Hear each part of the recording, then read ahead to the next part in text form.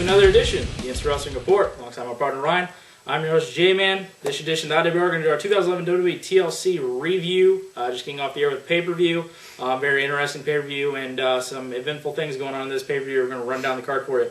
First matchup, the United States title 9-win champion Dolph Ziggler went up against Zack Ryder. Yeah, I enjoyed this match. This was well put together, well booked. The crowd was, definitely on Ryder's side for most of this. You had some Dolph fans as well going at it. Vicky got, thrown out of this. Zack Ryder going out there actual wrestling and putting it, laying it all out in the ring and showing that he's not just, the guy from the internet. He can actually wrestle as well, going over here in this match clean and it's interesting. It's funny because they showed Zack Ryder's dad and Big O in the crowd, and Zack Ryder's dad is just marking out like a bitch. It's hilarious. But Zack Ryder going over clean here, winning the U.S. title. Glad to see the guy go over here. He's good for the wrestling business. I'm not a huge fan, but he's a guy that I think that can do a lot and really get people excited about what's going on. So I'm glad to see he went over here and really solid opening match here with Dolph. Yeah, this is a pretty good opener here. The crowd was really into it. Obviously, everyone loves Zack Ryder. Like Brian said, I'm not a huge fan of him, but I do appreciate what he's done, getting himself over on the internet. Finally winning the United States Championship here. Again, Dolph Ziggler looking really impressive, as did Ryder here. Look to see Dolph Ziggler probably moving on to some bigger, better things here, possibly moving on to the main event scene. Hopefully soon. I'd love to see him there. I think he's fully capable of doing it and ready to get there. But Zack Ryder getting the win here, new United States Champion, and some pretty good opening match there. For the next matchup, the WWE Tag Titles 9-win champions Air Boom went up against Primo and Epico. The new team of Primo and Epico just getting their start a couple days ago on Tribute to the Troops, getting a win over Air Boom, and then on SmackDown getting the win over the Usos, and now getting an impromptu tag title shot here. This was some pretty entertaining stuff for how short it was. Didn't get that much time out of it, but some really athletic moves here out of these guys. Young, up and coming athletes, and they are. And I really am enjoying this team of Primo and Epico. Putting Rosa Mendez out there, obviously. That's something good to look at for sure with that team there. But really showing them good stuff and showing that these guys could have some chemistry down the road. Air Boom retaining in this match, obviously, having the impromptu thing. But it looks like they could possibly continue this down the road, and I would really like to see that. This was, like you said, this was really entertaining for how short it was. These guys doing some great stuff. Primo and Epico have, really good chemistry together. Yeah. Obviously they're related and they've worked a lot with each other. So, only these matches are going to get better if they let these guys feud and do more and more stuff. Obviously, some of you know I'm a huge fan of hot, sexy Latin women. Sarita is my woman, but telling you, Rosa Mendez is making a big impression on me and might be my top woman here. Just speaking in Spanish and just beautiful. Just oh god, it was just goddess-like to me at least. But anyway, lovely. You loved it. It was lovely. It was good. It was very nice. Yeah. I enjoyed it. But the Team Air Boom retaining here and looking pretty solid. Well, we started to build this tag division up here, and we could see a good feud out of these two. Next matchup, we had the tables match between Randy Orton and Wade Barrett. Yeah, this surprised me too. I thought that they could have a pretty decent match, maybe an okay match. This was a little bit better than what I thought it was going to be.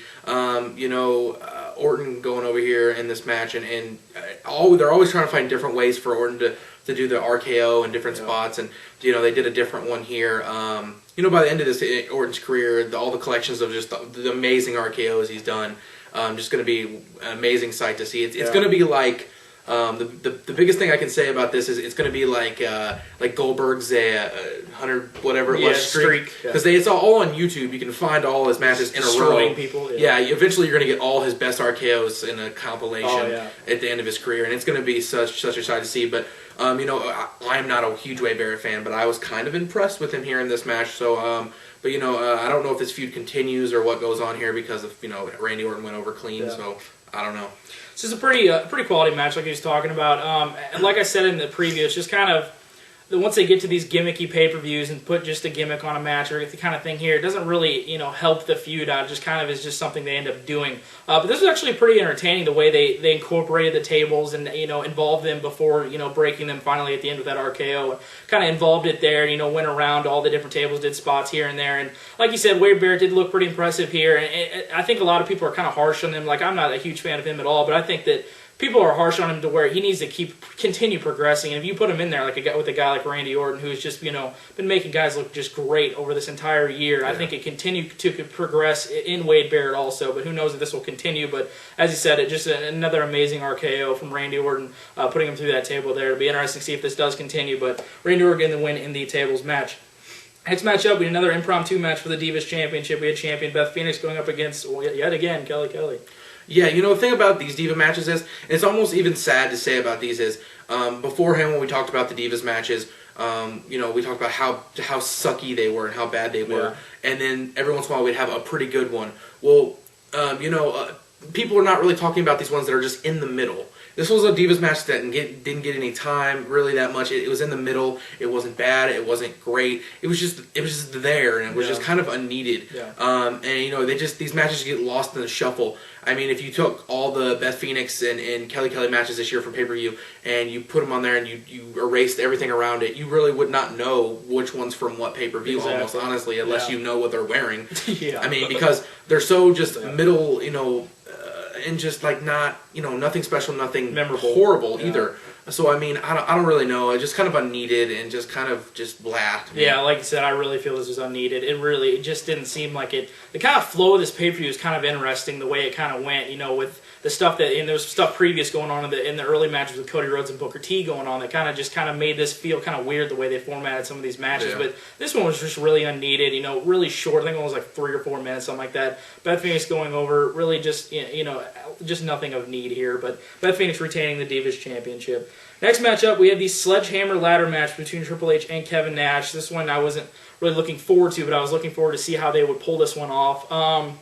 This was actually, for what it was pretty good. I mean, besides the just absolute terrible botch at the end from Kevin Nash on that pedigree that just looked terrible. Yeah. This one was kind of interesting. Kind of looked like almost like they almost like ended it the way they did it with that whole, having him hold the click thing up and do all that kind of thing. It's like we were talking, it could have been like a send-off for Kevin Nash or something like that. It was kind of interesting how they ended that, but the incorporation of the ladders in this match and then having Triple H get the sledgehammer and all this kind of stuff, and I thought it was, pretty decent. I wasn't expecting a lot out of this, but they actually pulled it off to where it didn't look just completely embarrassing, but that botched ending was pretty bad. But Triple H getting the win in the sledgehammer ladder match. Yeah, I did not think I was going to like this, but I enjoyed this. The storytelling was here in this. Yeah. There's some good leg work by Triple H on Nash. Nash selling everything pretty well, not trying to do stuff he can't do. Yeah. And then we get to the end, and I was like, oh, this is going to be, clean up, finish. It's going to be good, and then they hit that pedigree, and it was kind of bad. But like, he said, with they did this, and the send off. Triple H kind of did the send off with Kevin Nash.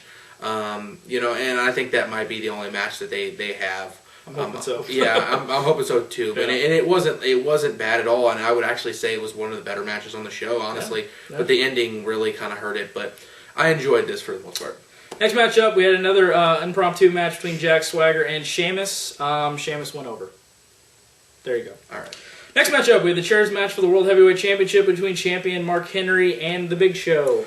Up until now, everything that had gone on, it was pretty good. I enjoyed everything. Was entertaining. Even the Sheamus Jack Swagger match was okay. It wasn't terrible or anything. But this was absolutely terrible.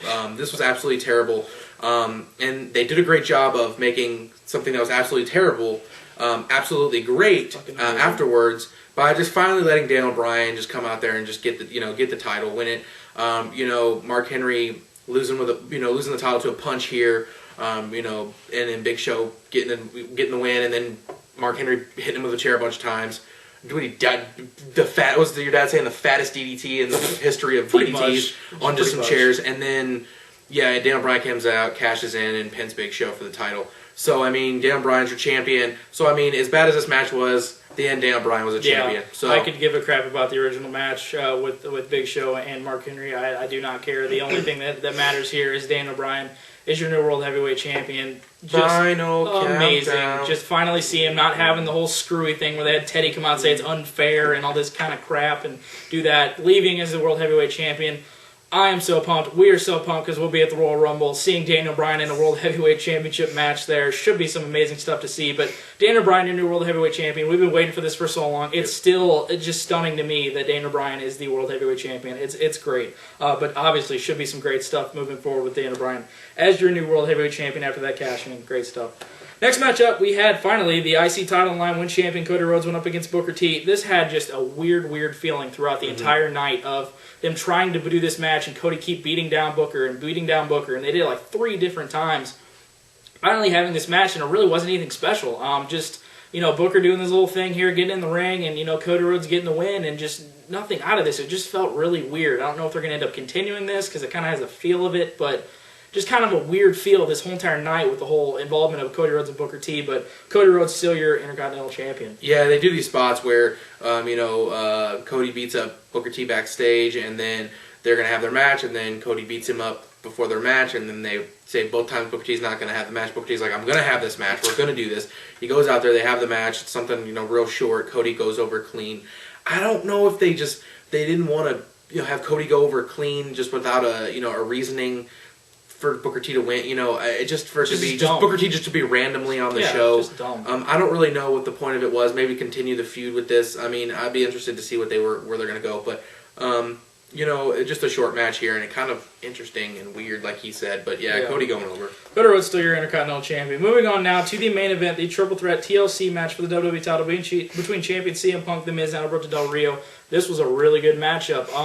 One of the best storytelling in a TLC match that we've seen in a long time. Yeah. Having the involvement of the handcuffs with Ricardo Rodriguez coming in and handcuffing Punk to the ladder, and then having Miz handcuff Punk to the thing or the ring and having him undo it to be able to come back and go for the championship here. Some really stiff stuff and physical stuff at the beginning of this match. They just hit it off right at the beginning. Alberto Del Rio obviously always stiff and always physical as he is. Miz looking really impressive in this match, and Punk just continuing to look like the absolute best in the world, because quite frankly that's exactly what he is, right? He has to be the best. He's the best in the world. There's nobody else.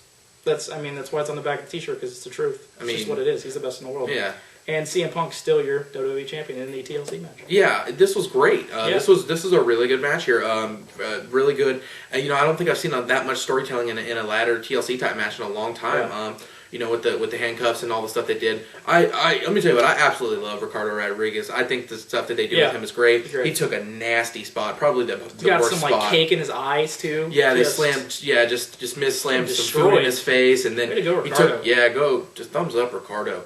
Taking probably the worst spot in this match, possibly. And this match was great, and everything they did, I really enjoyed this. And see where they're going to go from the future. I think it's interesting because they were talking. A lot of people were saying that CM Punk wasn't the best in the world. He's not having the best matches in WWE. Dude, there's just a lot of people out there that think the moniker "best in the world" for CM Punk just doesn't fit for the year. He's the best talker. Yeah, he's an amazing in-ring performer. Yeah, charisma out the wazoo, character, look. I mean, he's had the best matches. Is there anybody else that's can beat him? Best in the world. I don't think overall best in the world. No, CM Punk's the best in the world. People. CM Punk's the best in the world. Because it's the truth. CM Punk's the best professional wrestler in the world. I'm sorry if you guys don't. Anybody out there who doesn't seem to think so, but the tards out there that just don't. Yeah, he's got the total package, and he's having the best matches in WWE. So and still your WWE champion, as Michael Cole said, he's still on top of the WWE, and that's exactly what he is. Moving on to the Royal Rumble, which we'll be attending with the other IWR guys, should be some great stuff to see. It is going to be some really interesting stuff going on at the beginning of 2012, so it should be some amazing stuff going on there. But CM Punk's still your WWE champion. This will now wrap up 2011 WWE TLC review from my partner Ryan.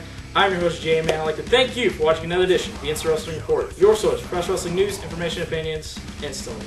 This is a battleground.